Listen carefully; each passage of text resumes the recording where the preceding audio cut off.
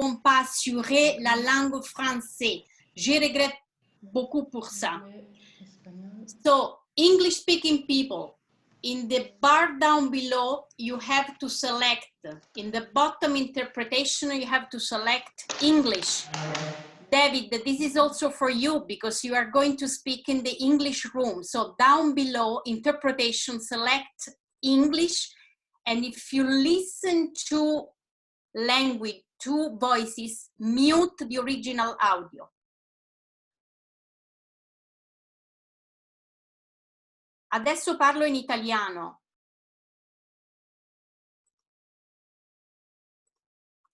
Nella striscia in basso avete il bottone Interpretation.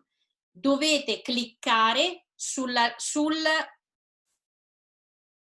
portoghese, che sarebbe l'italiano, d'accordo? Quindi andate in basso, scegliete portoghese e dovreste ascoltare la traduzione all'italiano. Se avete dei problemi vi chiedo di stare un pochino pazienti perché come avete capito siamo veramente in difficoltà, quindi cerchiamo di fare il massimo. Voy a hablar español ahora para escuchar la traducción en español. To listen to the translation into Spanish, in the lower part of the screen you have a button called Interpretation. You have to click there and select Spanish. If you hear two voices, you have to mute the original. Mute the original. I had not said this in Italian. If you hear two voices, you have to mute the original.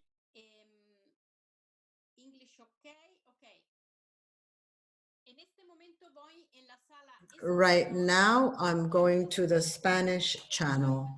So my name is Teresa Morgante. I'm in charge of communications. Good afternoon, good morning. I'm very sorry for everything we went through. Unfortunately, it is beyond our possibilities to manage this. Sister Florence is, I think, doing miracles. So thank you for your patience. Teresa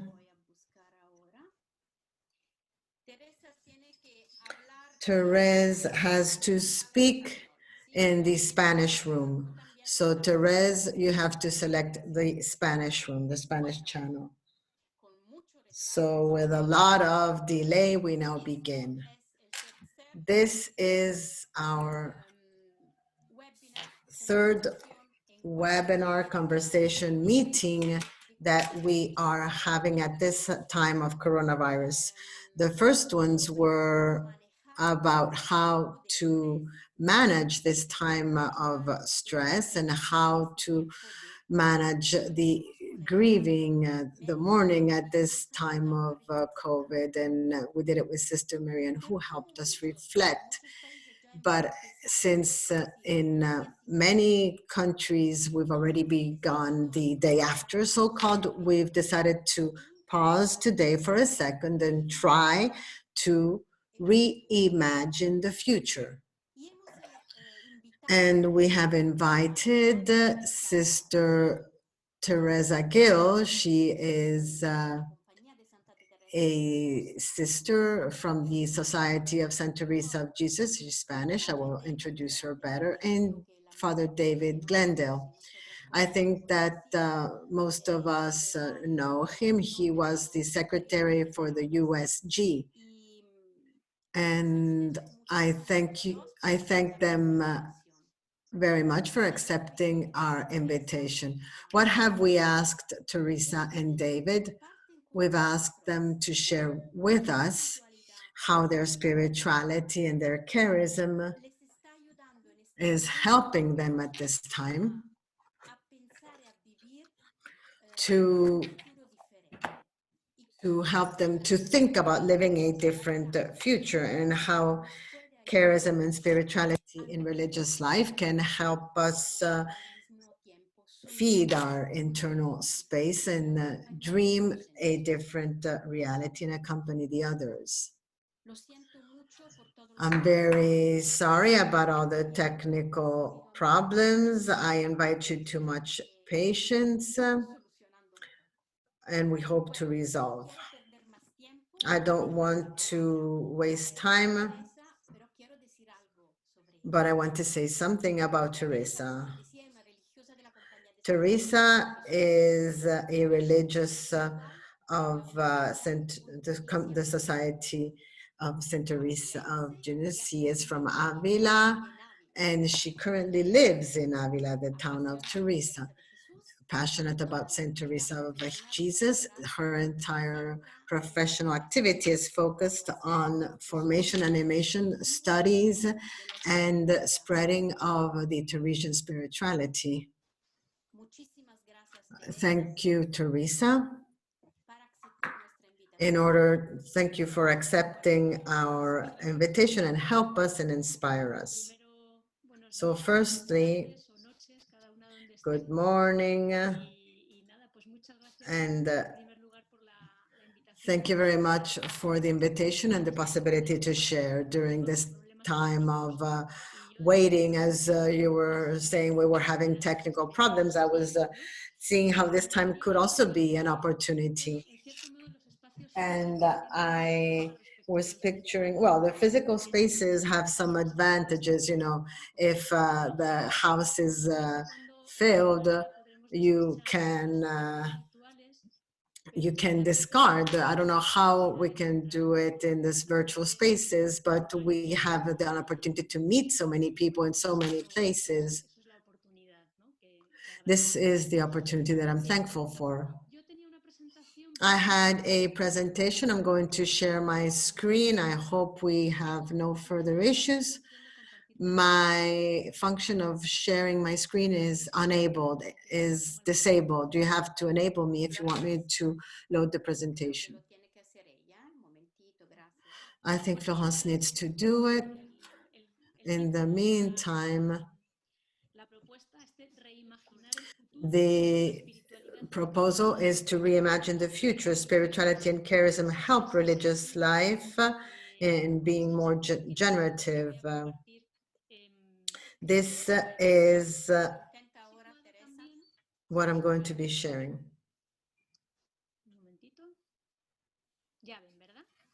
Okay, you see it now?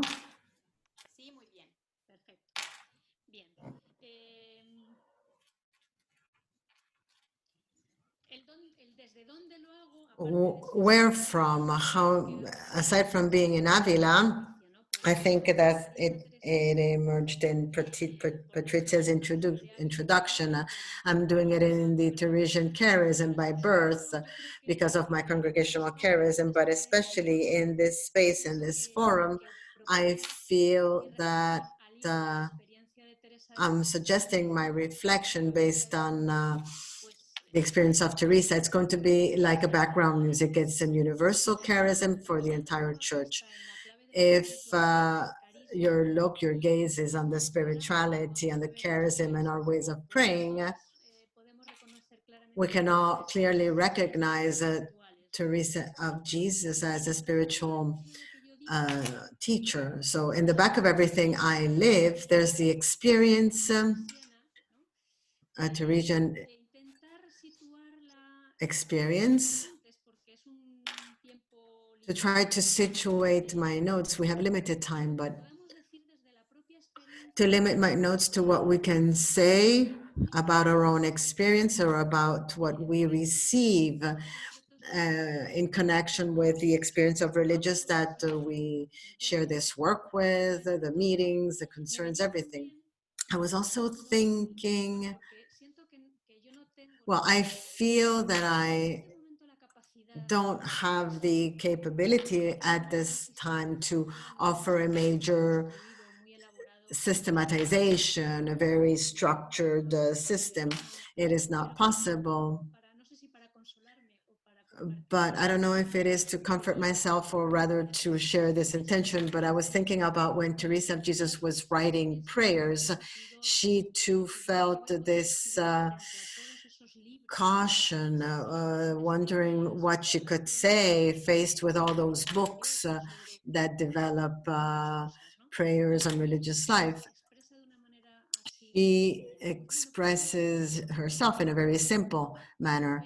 So perhaps that based on what I'm going to share, some may take advantage of this because it may fit with some small things, some minor issues, something based on the everyday life. This is going to be like my basic invitation to see what fits. I think that at the end, the question has to be, how do we generate life based on what we are experiencing?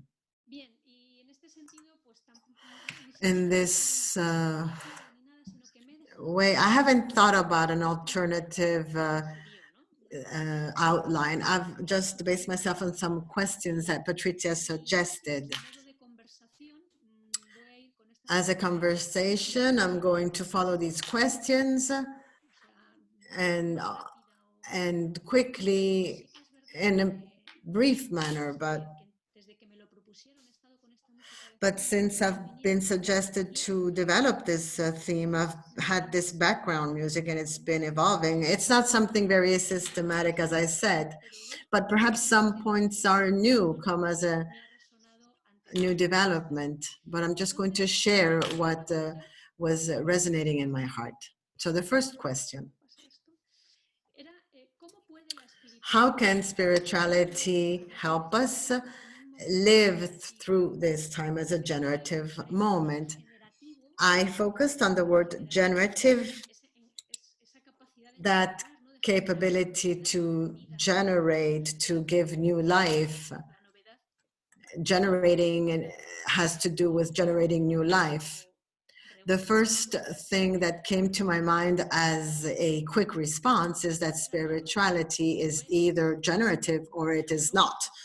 It is not a spirituality.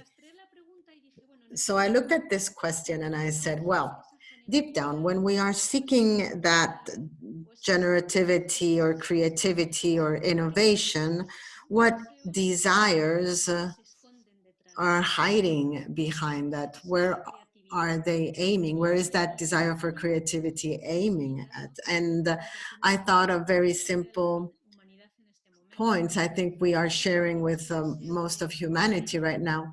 I think we have a desire to situate ourselves in a different way in our world. So it generates new lifestyles, new ways to live. And I think that when we ask ourselves this from a religious life perspective, I'd like to hear this desire about how we just wish to be more at the service of this world. And I'm saying that what happens to me during this time is that this is bringing some new content to me, a new radicalism, new strength to words, to everyday words. I was thinking about the new normality, for example.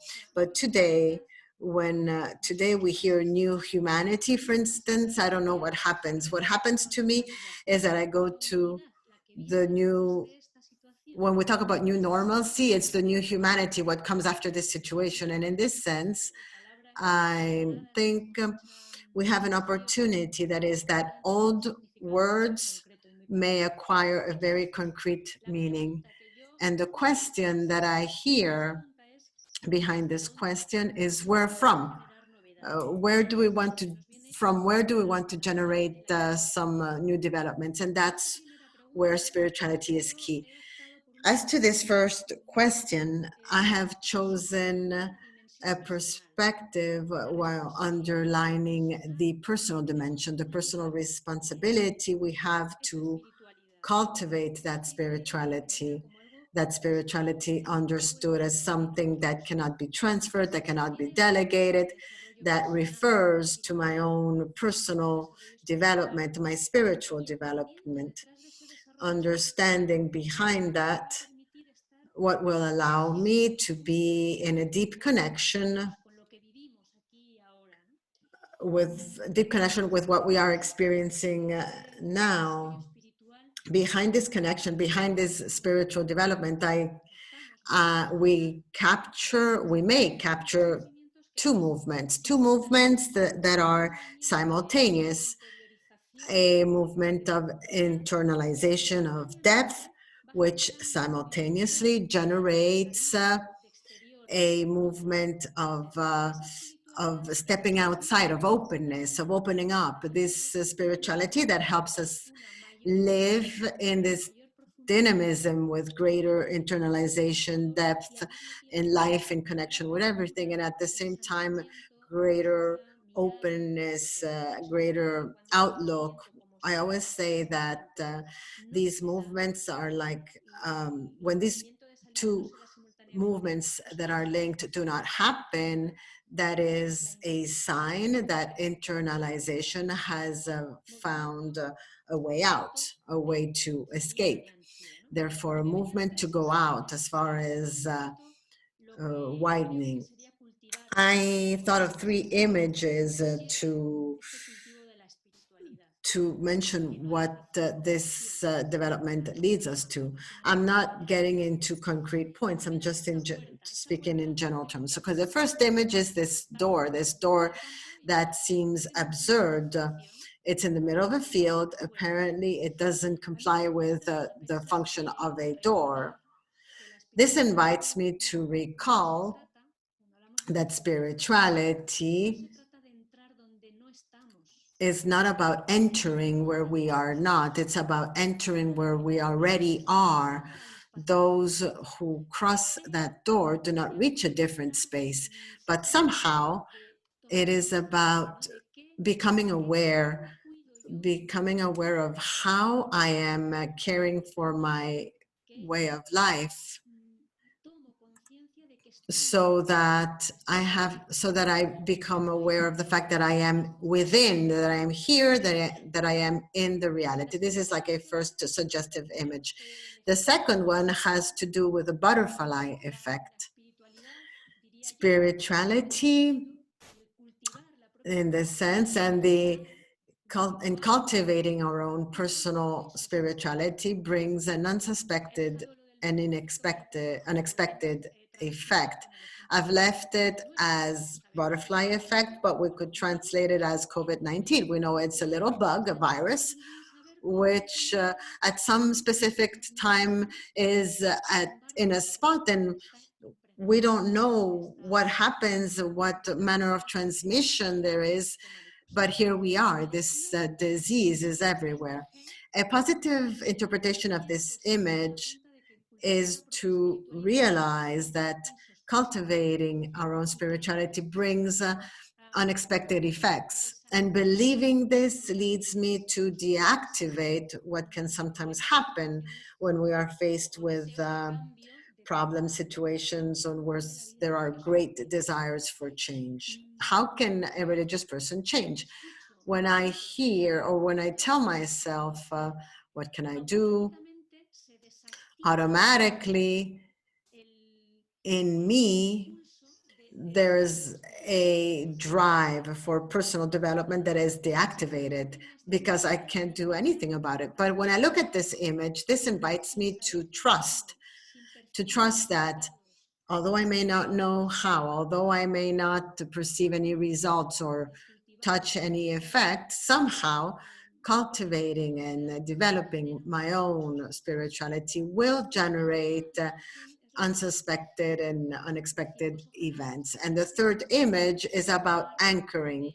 It's about saying, well, perhaps this effect, this dreaming, this desire, this wishing for a newness will be built on an anchor.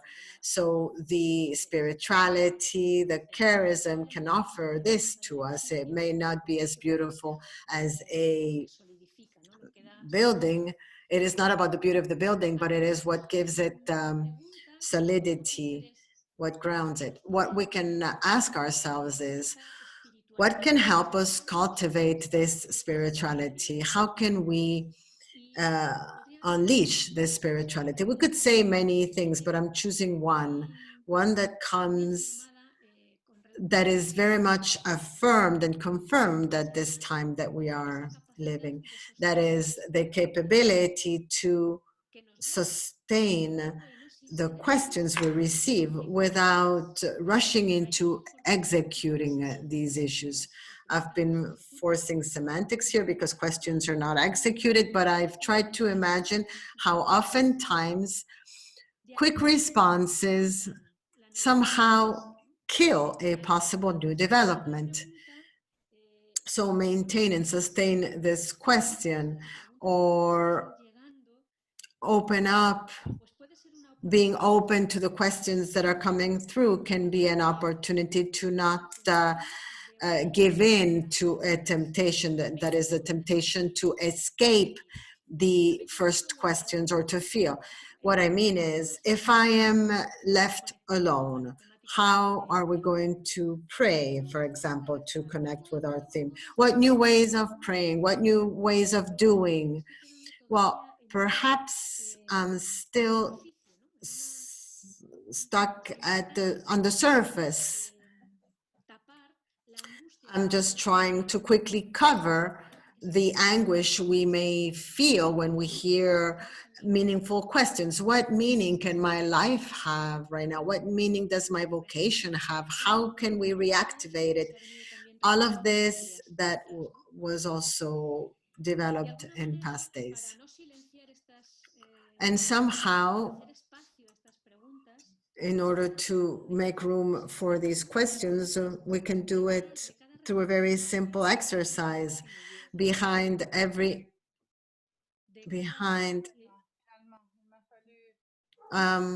I'm hearing the translation. What questions do I, no, what, no, one moment. We're hearing, yes, there was an extra voice that was being heard, sorry.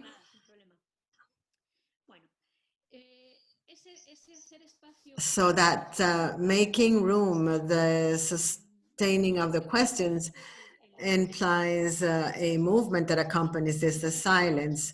Continue being silent, continue listening. Silence doesn't mean to be still. It doesn't mean doing nothing. It's that silence that allows us to connect to the question that is emerging in our heart. And I would say that it is not a silence where I'm going to withdraw. We are withdrawn, we are confined, we're at a different pace. How do I make myself silence? How do I turn myself into silence so that questions can surface without rushing into any calming interpretations from a personal standpoint or community or other, and without being afraid of what emerges as far as a question or of what does not emerge. Perhaps I may be concerned because no questions are surfacing, but just stay there and maintain myself there. I have not wanted to enter further. I've gotten to the question, the silence, as a space to widen our inner space and our spirituality. So instead of finishing with my own words, I'm going to close with a poem that I just received, but I love it, and I reviewed it while I was thinking about this moment. I thought it was very appropriate. It is a poem of Rilke. It says, it's like an invitation that I am making to each of you who are listening. Be patient with all of that which has not been resolved in your heart. Try to love the questions as themselves, as if they were closed rooms or books written in a foreign language. Do not seek the answers now if you're not prepared to live them. The key is to live everything. Live the questions now. You may find them progressively without noticing them, and far on a day that is far, you may reach the responses. I think we should not rush into reimagining a future. I think that there's an invitation to sustain the intensity of the present with the questions it is addressing and the questions that we hear within in our own flesh. The second question I was asked, well, I dared to transform this into an affirmation, to recreate.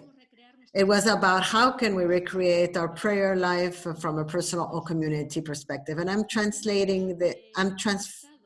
transforming this into a suggestion, and it has to be connected with what we said beforehand, with a sustaining of the intensity of the present as a way to live connected to those questions that we are receiving. I would say that prayer is not a different time. They're not different. Prayer is not different from spirituality.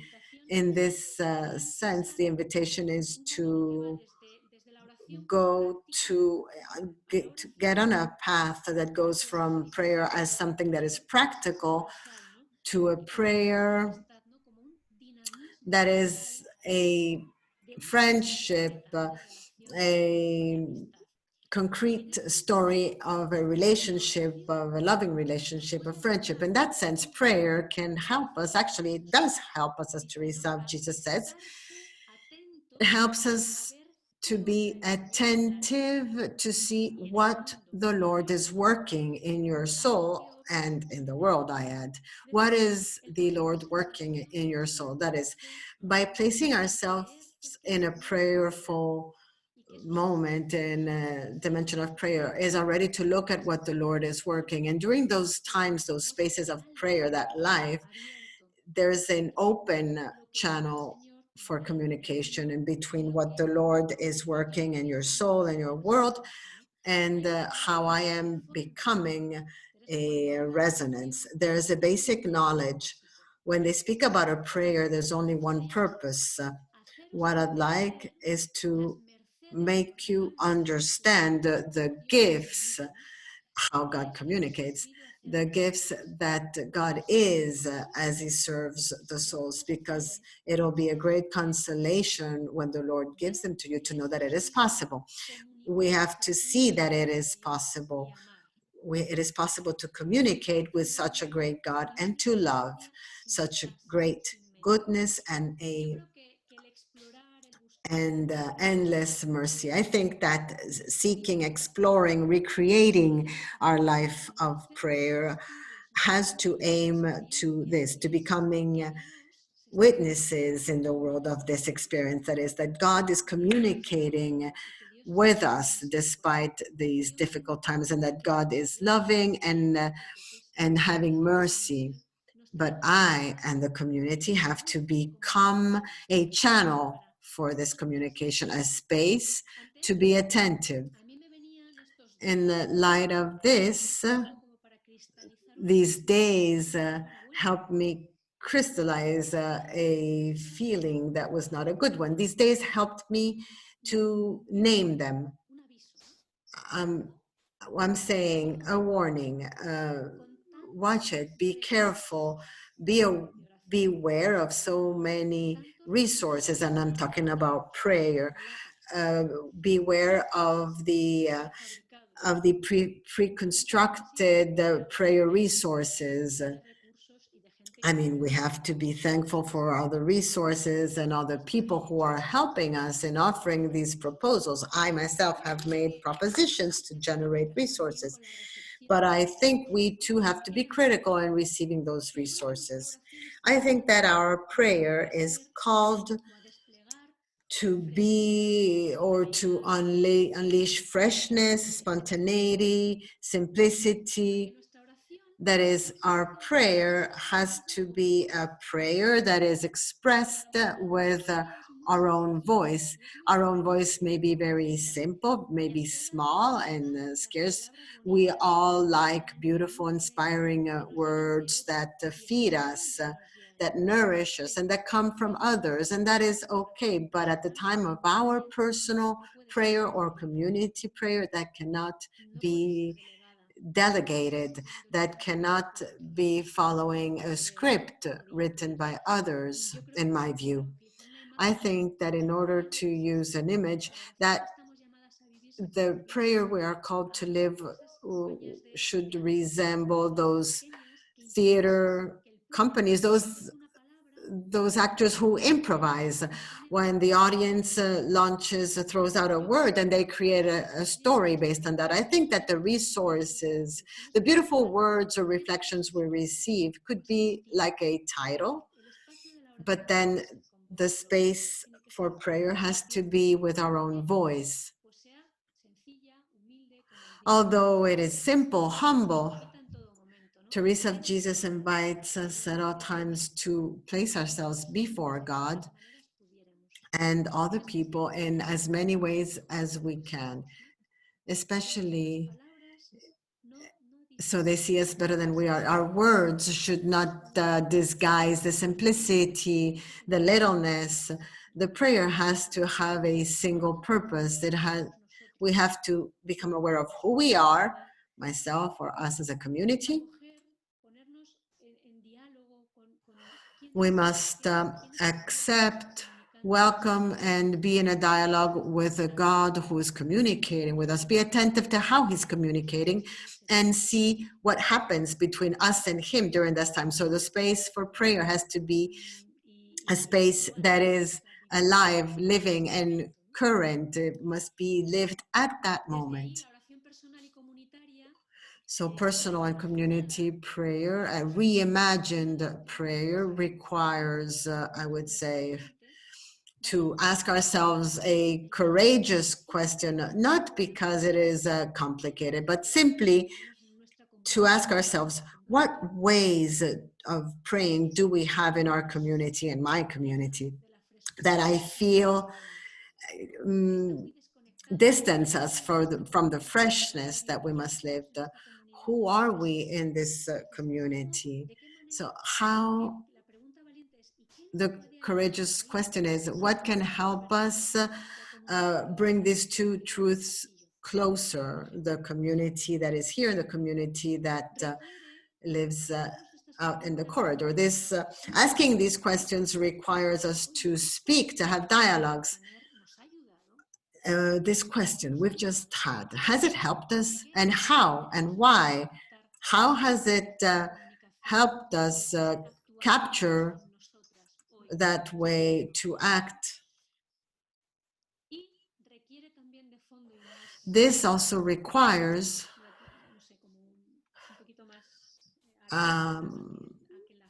it requires us to be more open to allow faith to be living, a living faith that is opposed to the dead faith, that is when we just believe what we actually touch. I can also speak of a bulk faith, that is all those truths. We know everything we've inherited. We have to dare to update our faith today. And I'm not going to extend myself too much because the time is limited, but that is where I would place that invitation that is being made to us, that going back to Jesus as a door, as we are praying these days, this person in dialogue, a friend, a living book, the real book, he's a company. How can our prayer help us return to that Jesus who is telling us that he is the door? Now, third question, there are 4 questions in total and a recap. So the third question, how can we dream of a different tomorrow based on our own spirituality and charism? I was suspecting this word dream because dream can be a controversial word, because sometimes we're tired of dreams. So I think of those who only when they hear about dreams, they are uninterested, because if it's a dream, it's impossible. But at the same time, for others, dreams, even in work methods and the more, dreams inspire dynamism, ambition, creativity. So I ask myself, what would be a believing way to interpret this dream? So I mention this words of Joel. After I will pour my spirit onto all this. Afterwards, I connect that afterwards to everything that is aimed at in our prayer for life. This life that leads you to want your children to prophesize. And in light of this opening to dreams, I introduce again the words of Teresa of Jesus. Sometimes we hold her as a mystic who is up in the clouds, but actually this mysticism introduces us to what is concrete. And she tells us, be careful. Sometimes the devil shows us great desires, so we do not use what we have on hand to serve our Lord with possible things, and we are satisfied with desire and what is impossible. I think that sustaining this polarity between the dream and the desire for what is possible is essential. The mistake is to identify that the dreams are those great and impossible desires that Teresa mentions, and the little path we must journey on personally or in the community is to identify the dream as it is in a bond with what is possible. And as a suggestion, if we look at our founders and foundresses, if we look at the beginnings of our charisms, all of that is very much connected to that great dream in concrete steps. I think that's where our challenge lies today. So what is this dream made of when it really transforms, when it really brings newness? It is that box. It is about being a loudspeaker for all those voices we are hearing in reality or from God. But especially, I believe that it comes from ourselves, all those voices. But I have to be a loudspeaker, or somehow the raw material of the dream emerges, what we're going to use to develop our dream. The raw material is what each religious discovers as a call at this time to do that small thing that is within me. If I stay at that level, the transformation dream will not emerge. We need that second step, that is to be in connection with others, those that we are discovering, where we discover something linked to the dream of the charism. The dream goes through mediating this conversation that is based on the truth, that is, it is based on what I heard in my own loudspeaker, and it is based also and developed by the silence that I used to listen to God. And the third point about how to build a dream, that is in the family. I am a little beyond my time, but I just want to mention, when I talk of family, I speak of laity, religious, and I speak of proximity, closeness, which may be physical or virtual. Something that made me reflect these days, the space to generate this conversation among laity and religious to recreate charism and mission. Perhaps we can learn from these meetings in the virtual space, because this did not happen in my home or in yours. We did not bring the laity to speak in our home. We have not gone to theirs, but we've been capable of generating a shared space with equality, where equality was common. So I'm just gonna leave it at that. And lastly, what can we learn? What can we learn from this time for an incarnated religious life? Very simply, the learning right now is very simple. This moment during which we stopped our agenda, we stopped our traveling, we spent time at home with those who are at home. It was something very new to me.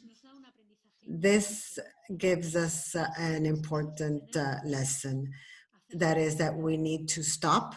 We need to be in silence. We need to listen in order to truly welcome our precarious reality. It is not a beautiful word. We have vulnerability, we have simplicity. No, I used precariousness in its true meaning because we don't have the resources, but this is real.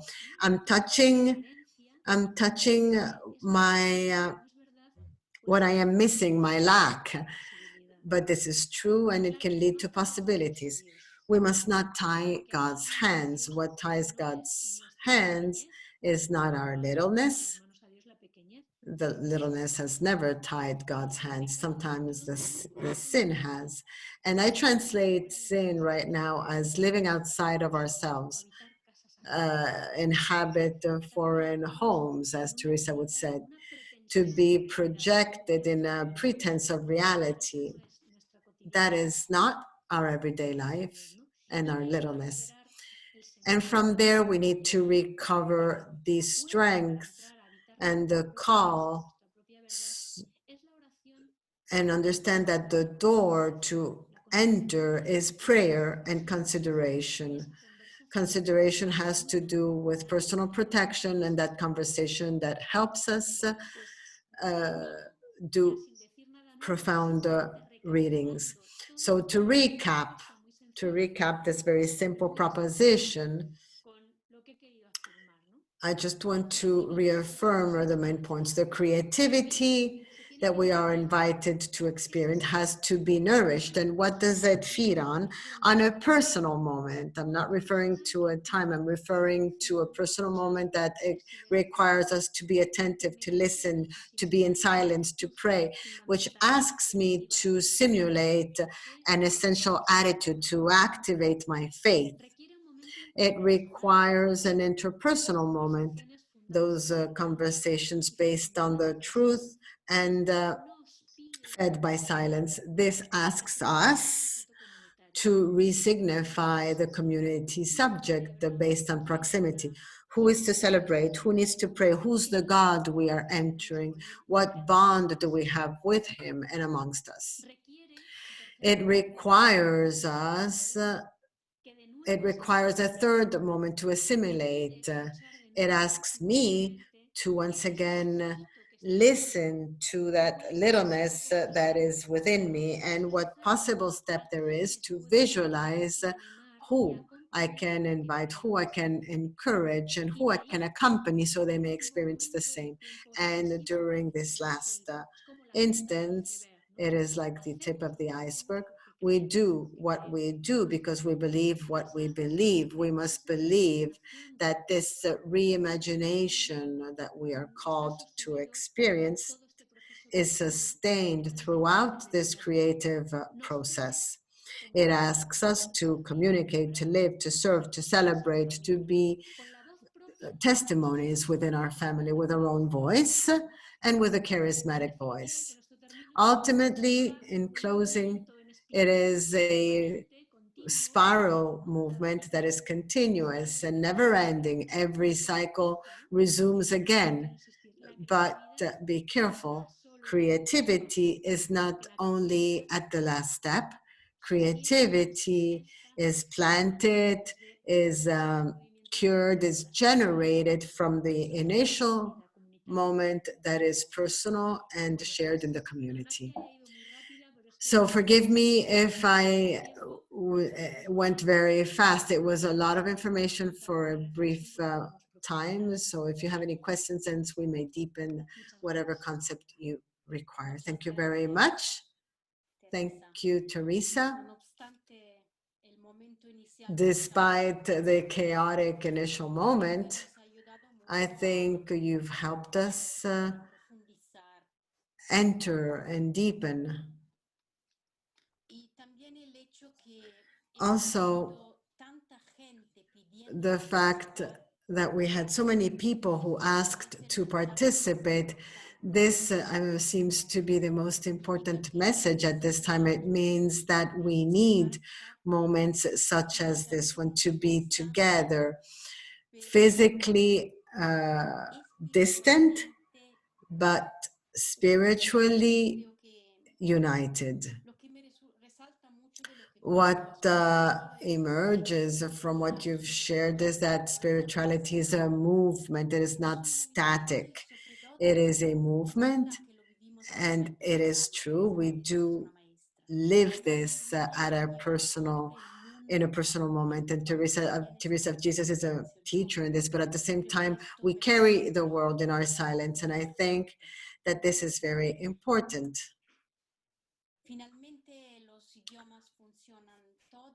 Ultimately, finally, the languages work.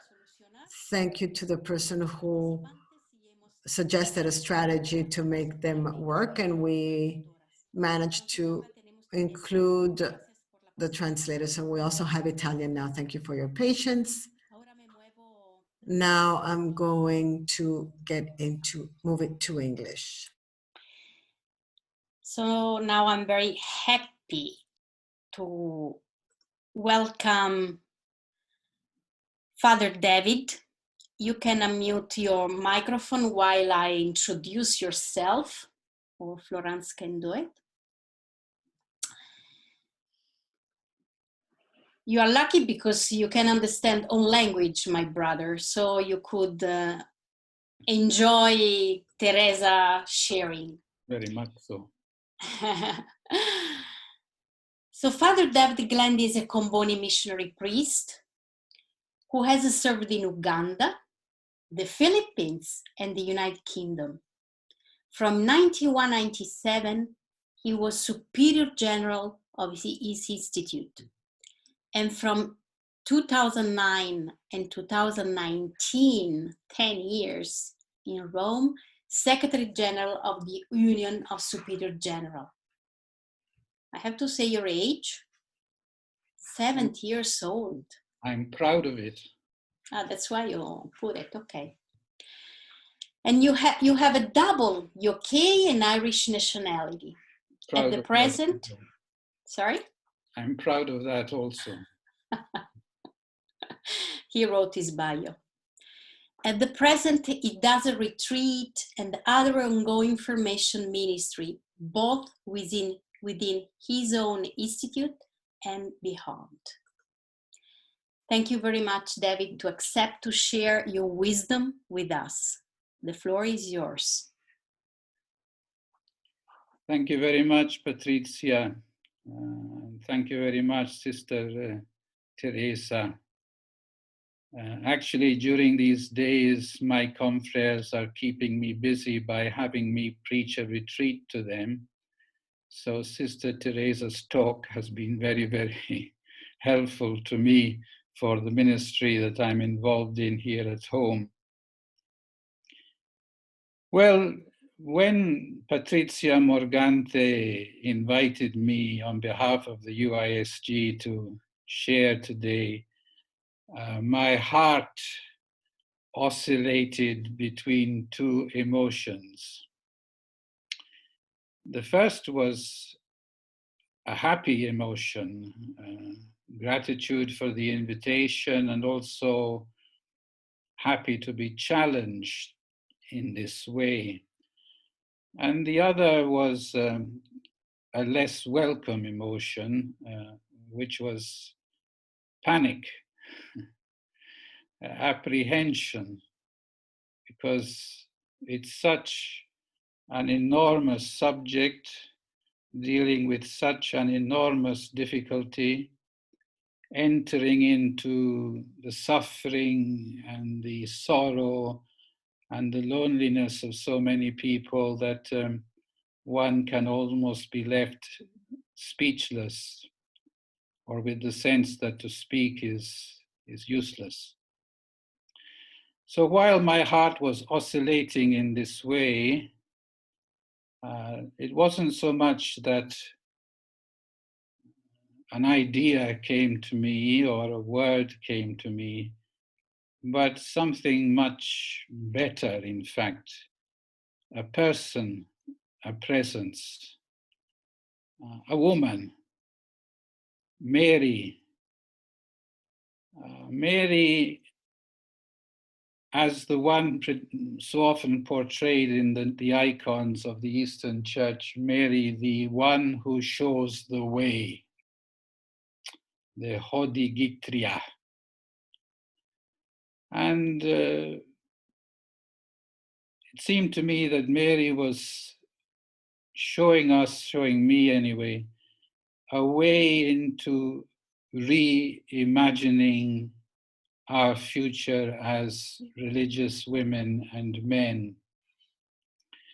And that this way, and this is as far as I've reached in my reflection, would be having 4 stations, 4 stages, the way into reimagining the future at this time. And I just want to mention those 4 stations of this imagining. The first would be a very particular form of contemplation. Sister Teresa has already touched on this. It's the form of contemplation that we find so beautifully and succinctly described in the Gospel of Luke, chapter 2, verse 19. His mother, for her part, treasured all these things in her heart and meditated upon them. And perhaps we can underline 3 characteristics of this particular contemplation. It's a contemplation of reality. It's a contemplation that takes reality very, very seriously, that treasures reality, that holds reality dear. It's a contemplation that is born of the lived conviction that the Word is made flesh today. And so the place to hear the Word is the flesh of the world today. So a contemplation that takes reality very seriously. And then I'm always struck by the fact that Luke insists on the word all. She kept all these things, which is not easy. It's a contemplation that is generated and nourished by a deep confidence, by a deep trust, by a deep hope. All these things. And thirdly, I love the fact that the verbs in Luke 2:19 are all in the imperfect tense. It's not that Mary thought about things, it's that Mary had to keep returning. I imagine that many of us emotionally, we have our up days and our down days, our sad days and our hopeful days. And then the news comes at us at such a rate that a good day may end quickly when some news of our family, of the world comes to us. So this contemplation, and Teresa explained it very well, where we're not expecting immediate answers, but that does not discourage us from contemplating, from seeking meaning, or seeking the sense. So certainly our imagining of the future begins in this station of a special contemplation, which is a tremendous challenge,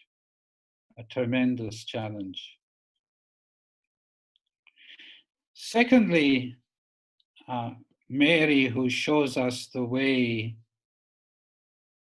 leads us to times of transition. It's very striking that the first Christian community wanted to conserve the memory of Mary present at key moments of transition, at key moments of change. The first and the greatest, from Good Friday to Easter Sunday. The Church has always been aware that the person who founded and maintained and strengthened her faith and her hope and her expectation was the Virgin Mary. That's why Saturday is her special day. The other great moment of transition where Mary is as it were holding the Church together is, of course, from the Ascension to Pentecost. And one senses that Mary helped the community to bear the uncertainty, to hope for the future, and to accept the change. So what we're saying is that the contemplation with which we began is a contemplation which, little by little, in ways that we won't be able to foresee immediately, disposes us to be open to the new thing that the Father is doing. But that this at times will simply mean hanging in there, persisting, bearing, renewing our hope. Contemplation, transition, and then Mary leads us to the station of solidarity. In other words, in a way, her message, her what she says to us from the pages of the Gospel is, there is no transition alone. And I think it's awfully important, and Teresa mentioned also this, I think it's awfully important. In Italian, they say di far tesoro, to cherish the greater and lesser experiences of solidarity that are being born at this time. This is a miracle. This is a wonder. For example, if I may share, I'm growing tremendously in respect and in a consideration and appreciation of the confreres with whom I live. Missionaries, Comboni missionaries, who we are not famous for sitting still. We're not famous for sitting in the same place. And here we are in our 9th week. Sometimes jokingly, I say it's not the Wednesday of the 4th week of Easter, it's the Thursday of the 7th week of lockdown. There's a new liturgy. Or the fact that, I'm sure many of you experienced this, people, friends that one hasn't heard of or haven't been in touch with for 10 or 15 years, suddenly pop up on Skype or WhatsApp or email and inquire if one is still alive and kicking.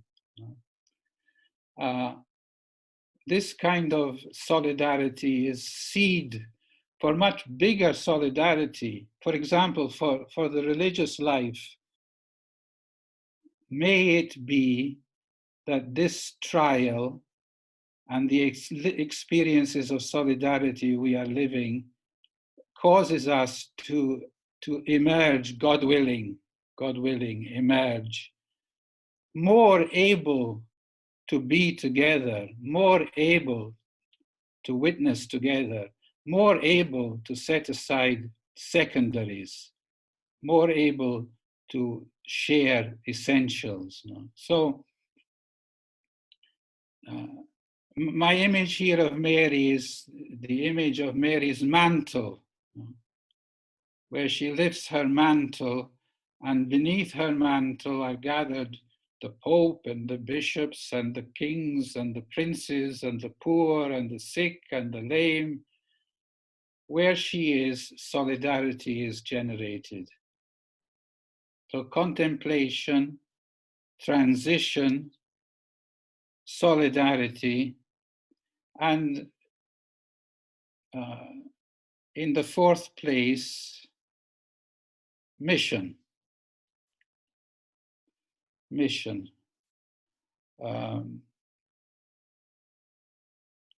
Our founder, my founder, I beg your pardon, my founder, Saint Daniel Comboni, he worked on the basis that the cross of Jesus is planted in this world, and that is where his missionaries should find themselves. Not to celebrate a death, but to receive the Spirit, the cross as the place where the Spirit is given. And everything Teresa said, I think, was a kind of indirect confirmation of that. Her various questions were saying, how is the Spirit being given from the cross in this situation? And we know what a tremendous cross it is, what a heavy cross it is for so many people, and also for our own congregations. How is the Father succeeding in giving the Spirit here so that this experience will vivify and deepen the missionary outreach of religious life from this time on? I think I'm not a historian, but I don't think I'm too far from the truth if I say that times like these have in the past generated new forms of religious life, new forms of mission. So Mary, that's where she showed me the way, at least to me, one missionary in his later years. Contemplation, transition, solidarity, mission. Maybe you'd allow me, I should say that it was said at the beginning, but it's significant that the name of my congregation is not simply Comboni Missionaries, but Comboni Missionaries of the Heart of Jesus. And there's a super number in our rule of life. It's quite short, so don't panic. But I'd like to finish with it because it sums up the point to which Mary, showing me the way, has brought me in this reflection. In this number, we say, in the mystery of the heart of Jesus, the missionary contemplates in their fullest expression Christ's innermost attitudes and makes them his own. His unconditional giving of himself to the Father, his all-embracing love for the world, and his involvement in human suffering and poverty. Thank you very much for listening to me. Thank you very much, Father David. It's interesting because you couldn't talk before, but your reflections are really well connected, and I think this is perhaps something that we can all learn. We need each other, men and women, we need each other for different sensitivity, different perspectives in our lives. I'm suggesting we still have time for questions, comments. So my suggestions is to take 2 minutes of silence. I will try to put a nice music below, underneath. And then we are a lot, we are many.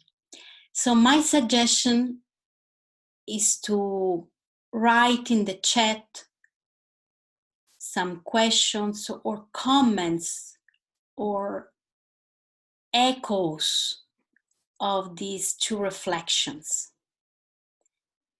And then we will invite them to comment some of them. It's not time for question and answers, but it's a time for sharing.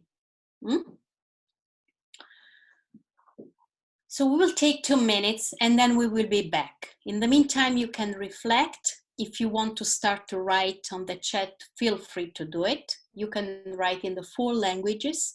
We will help our speakers.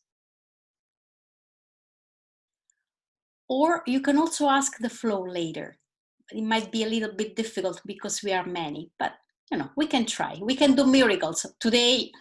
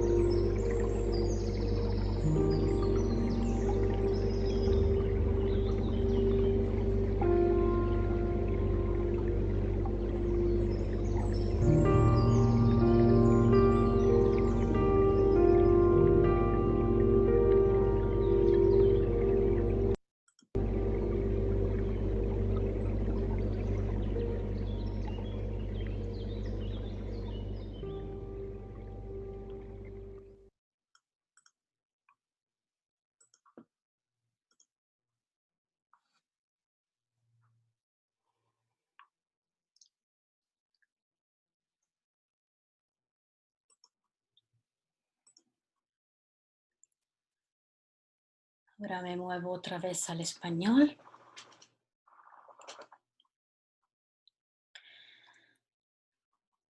Voy a permitir a todos los participantes, a todas, la mayoría, de abrir y cerrar su micrófono. Así si alguien quiere hablar, I'm going to allow all the participants to open and close their microphones, to activate and deactivate their microphones, so that if they want to speak, you can activate your microphone. And if you hear somebody else is speaking, then you stay silent. We have to get into this dynamic. Another possibility to share is the chat. I invite you to open your microphone, or only to activate your microphone only if you want to speak, otherwise we hear everything. So very openly, if you want to share.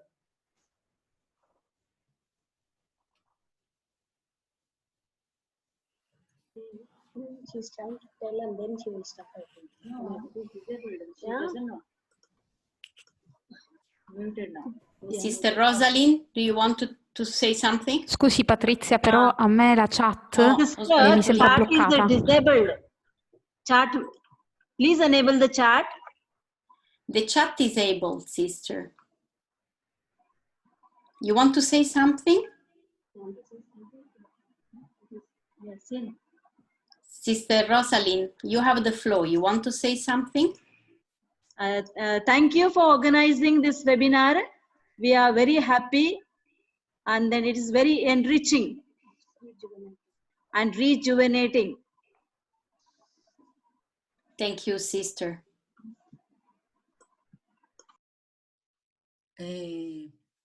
Soy la hermana Alfonsina. Sister, I you have am to speak Sister in English because Alfonsina. okay, yeah. I am It's okay, Sister sorry. Alfonsina. Can I continue? Yes. I thank you.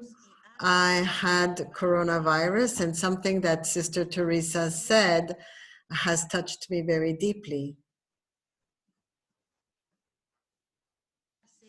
Of all the issues in front of so many answers, we should not rush into answers. I think that this can help us to continue seeking and listening to other answers that are not our voices, so that we can, she's freezing, so that we can gather. So thank you for bringing us to listen to this message that can help so many communities, especially the point about our own voice. That is something that touched me deep in my heart. Thank you, sister. May I speak? Sure. Sure, sister. Okay, just a couple of comments. I found both presentations wonderful, and it reminded me of some very graphic and hopeful messages I have seen and received during this Easter season. One was a reminder from 1 Peter 1:3 that hope in hopeless times has always been God's specialty. I'm going to repeat that because it has touched me and helped me immensely. Hope in hopeless times has always been God's specialty. And I think that encourages me to not get totally discouraged from what's happening. I think someone else is trying to speak. Okay, I do have one other, Sure. and it's an image from New York Harbor that was sent to me recently. Someone had the creativity to put the yachts, the boats in the harbor to spell out this message: we're all in this together. And I think we need to remember that nobody walks alone. Even in isolation, we are connected and we're walking this journey of faith together. And I feel both our speakers added those notes of hopefulness and journeying in solidarity. That's it. Amen. Thank you, sister. You're welcome.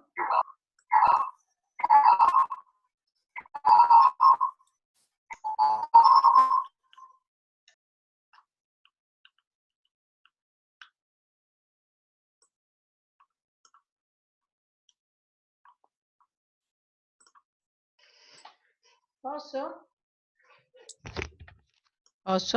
Certo, cara, benvenuta Paola. Volevo ringraziare I entrambi. wanted to thank both speakers. Sì, adesso però devo chiudere questo. Perché quello che mi ha colpito molto è l'importanza di rimanere nelle domande senza affrettarsi a cercare le to risposte. not to be E proprio per questo in a penso che hurry abbiamo to avviato un find an progetto answer to all questo questions. And I momento think that this is truly the di beginning of a interruzione new di tutti i nostri process. programmi This moment ci when we had invita to a, questa, interrupt a valorizzare, a far all of tesoro, our come diceva activities padre David, no? Di questa and programs, sosta forzata, as Father perché David non was si saying, trovino, si cerchino using subito le this risposte forced immediate, ma perché la lockdown and contemplazione ci not aiuta trying to attraverso find tutto, necessarily poi come answers, vita but being religiosa, able to wait esplorare and to dell'inatteso che explore emergerà col the tempo, no? Allora unexpected, non so which come will voi certainly surface potete poi over time. Maybe incoraggiare o you and the accompagnare USG questo cammino che sarà encourage, un cammino can lento. Grazie. accompany this journey, which will certainly be very long. I just would like to say that the last final words will be by Sister Yolanda Kafka, who's going to help us to understand in which way the USG is collaborating and participating in this kind of in this moment. I would like to now read in Spanish a few comments. To read something in Spanish. I'm going to read some comments. You can all look at the chat. Also our speakers. I lost my chat.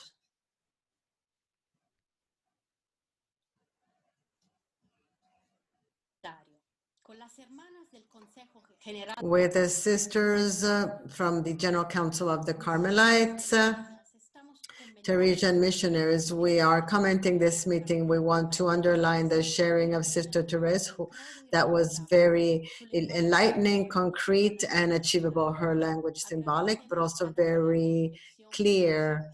We thank you for each word that you shared.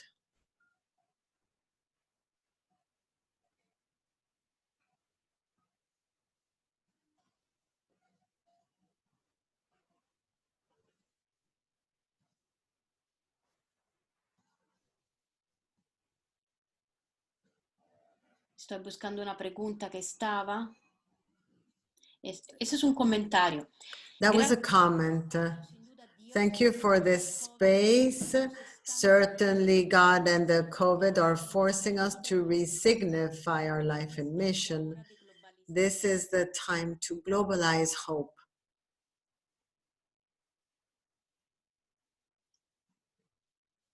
I'm going to take now a comment in English.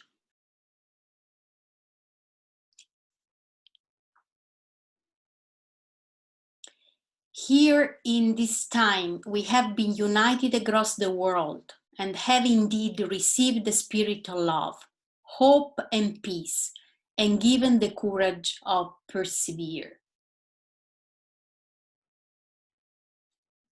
There are so many messages that it's really difficult to read it. Anyway.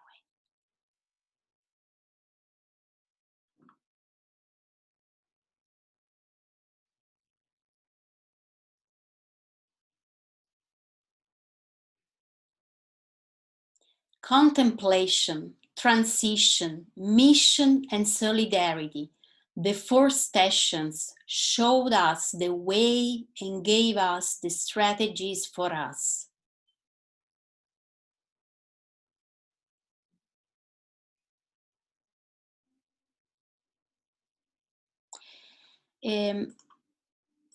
L'ultimo in italiano perché chiede delle cose specifiche.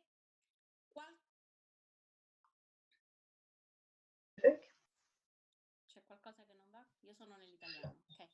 I just was wondering. This is in Italian. Some concrete suggestions for the sisters who are teachers as well. So educators. The last one in Spanish. How can we combine the prayer of the office that is already written with the most spontaneous and fresh prayer with our own voice, as Teresa invites us to? We have other comments. I think that we have to give back the floor to Teresa and David, not to answer, rather to give some more echoes, resonance, and then we'll give the floor to Sister Yolanda to help us close the circle. Teresa?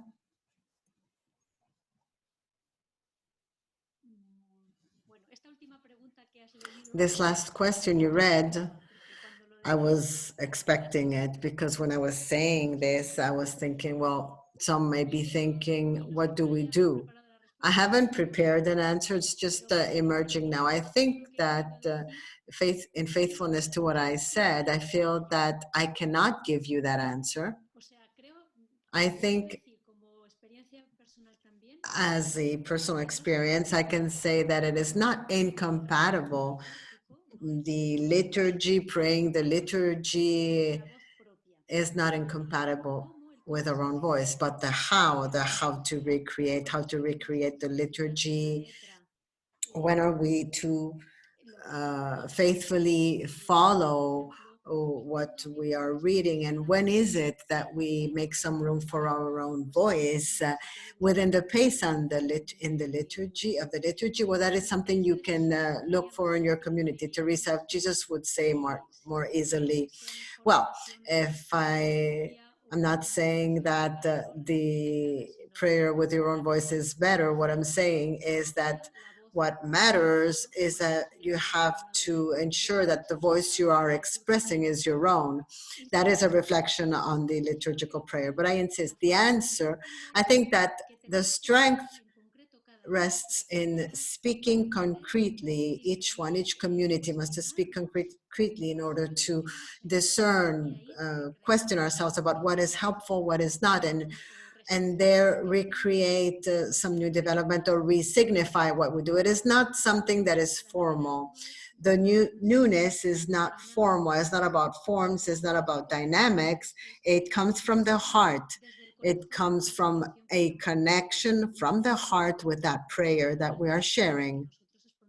Be that the prayer we say spontaneously or the one we're reading. This is how can we help connect. And then in addition, I just want to thank you. I think that what matters most is that we have to be attentive to the echo that is going to stay within us. Thank you. Thank you, Teresa. We now give the floor to Father David, not to close, perhaps to contribute. Can I answer in Italian? Of course, yes, you can, Father.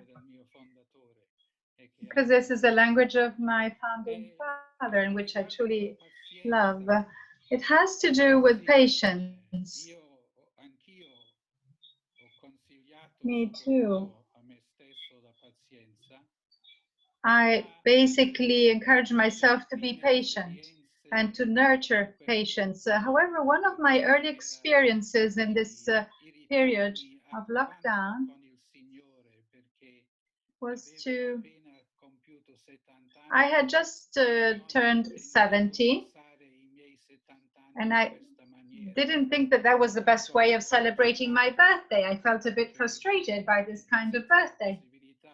I didn't have an opportunity to use my little energies that I could put at disposal of my mission. But the Lord has been extremely patient.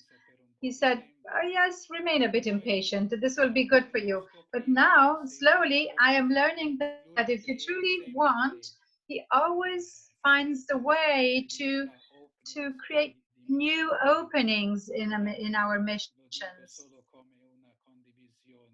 And this, I want to tell you, this is just because I would like to share this with you, because many religious men and women do share the same problem. They say, yes, it's true, fine, I can be patient, but I don't have enough time. I really cannot allow myself to be patient.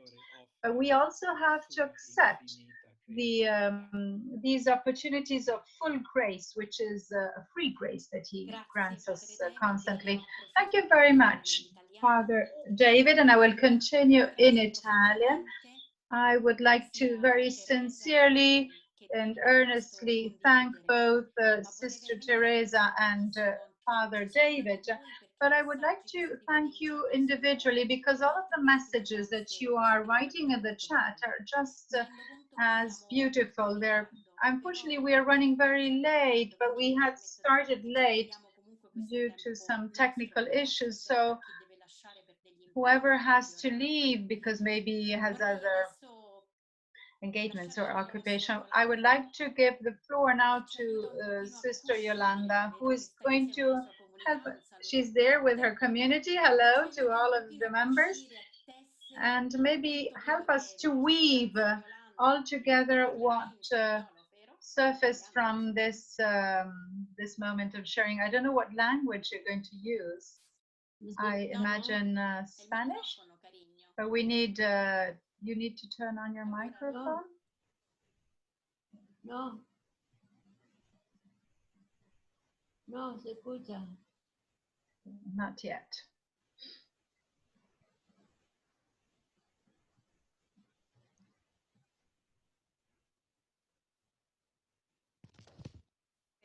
¿Ahora se oye mejor? Can you hear me? Yes, now we hear her. Perfecto. Gracias. ¿Ahora se oye?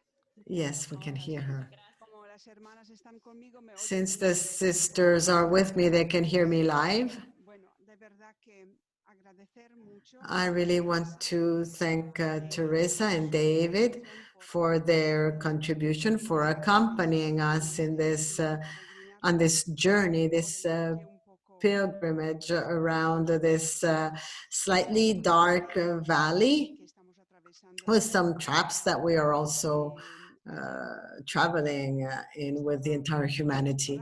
Yesterday, I was exploring something on YouTube and I tripped on a conference by a Hindu master. It was a conference open on YouTube.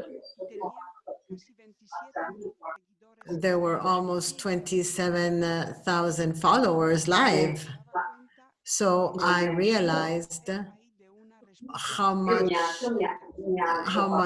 there is hunger for a response, but I am very thankful. I'm very thankful to Teresa and David. They've offered some criteria for a spirituality that needs to be incarnated, some criteria for discernment, for authenticity. And I think that during this time of isolation, confinement, of lockdown, we may encounter different temptations, and the criteria you have offered help us in the discernment. For instance, the spirituality that would be a fleeing reality, that is not evangelical reality. Any spirituality that wants to plan the fruits that it wants to obtain would not be an authentic spirituality. So these words that were repeated in your conferences, such as simply enter, listen, wait, hope, expect, contemplate, these are gratuitous words that require much humility and detachment. And I think that these are the main things that are repeating to myself. Do not look for the responses that you imagine. Let them happen. Let the Lord manifest them. It seems very important to rescue this dimension of community and fraternity, not just from and within our communities, as something that is essential for consecrated religious life, but rather in greater communities, communities that are a family that shares a charism. This really raised many challenges for everyone in these forced coexistence, but everything that is given by reality, offered by reality, can become an invitation, an opportunity. Therefore, community coexistence, which is nowadays 24 hours a day, can reveal the strengths, and each one can express this based on every situation. We can also, it can also reveal the precariousness and the capability to generate something new. I firmly believe that something new is emerging. We don't see it yet, but I do believe it. I appreciated one thing that I think of very often these weeks, that is, how can we reread, reinterpret what the founders offered to us in our charism? There was always great precariousness at the beginnings of our congregations. The essential things. And I think it is inspirational to go back to the keys that may be offered by the founders based on their spirituality and based on their prophetic capability to not stay at what limited them, to not stop at that limitations based on reality, the institutions, the church.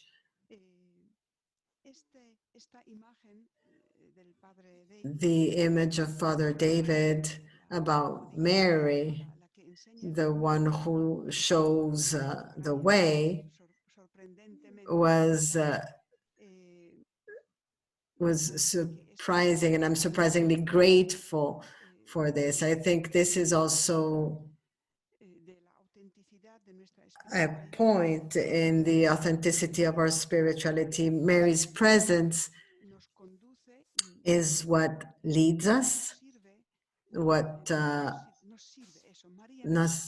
serves us. Mary serves us. She places us, she awakens our eyes, our heart to see where the wine is missing, to see how Jesus is walking and how he's walking. So from UISG, as you see on our webpage, we are offering several meetings, reflection meetings from different perspectives, because what we are experiencing affects areas of life.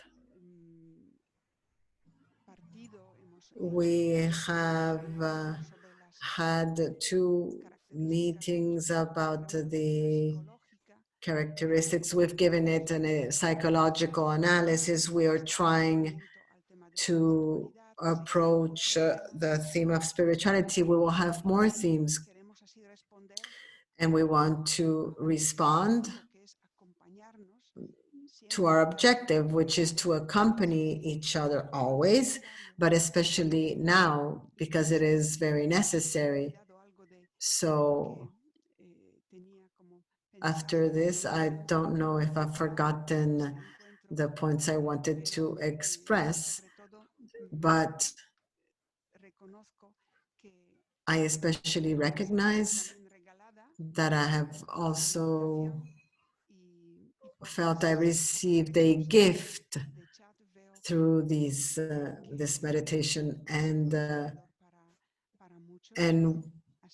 the texts have been the chat, the messages in the chat indicate that this was an inspiration for many. So we're going to stay on this transition, in this transition time, as Teresa was saying, perhaps not dreaming, but allowing ourselves to be inspired. And I wish we could also find some forums to share the fruits of this time spent in reflection, looking at new horizons for mission and solidarity amongst us religious and throughout the world. So thank you very much. And in the name of the entire UISG executive, greetings and thank you very much. Thank you very much. Thank you very much, Sister Yolanda, for these final words, which are not final but simply concluding. I think that it's important to leave today this webinar aware that spirituality and our faith are a source which can nourish us. And because we basically, our faith allows us to be resilient as communities. We are coming to a close, but Sister Florence, where are you? Thank you very much. So before closing and before inviting you to our following meetings, we would like to take a little poll. It's not compulsory. It's a short poll. There are only 2 questions. If you don't mind to simply assess the 2 questions, but it's in English, the poll, but the 2 questions are very simple. Have you found this webinar or this meeting useful and enriching? The answer can be yes or no. The second question would be, can you share with us a possible topic that you would be interested in following in a future webinar? It's a very simple question. I think you should see that on your screens.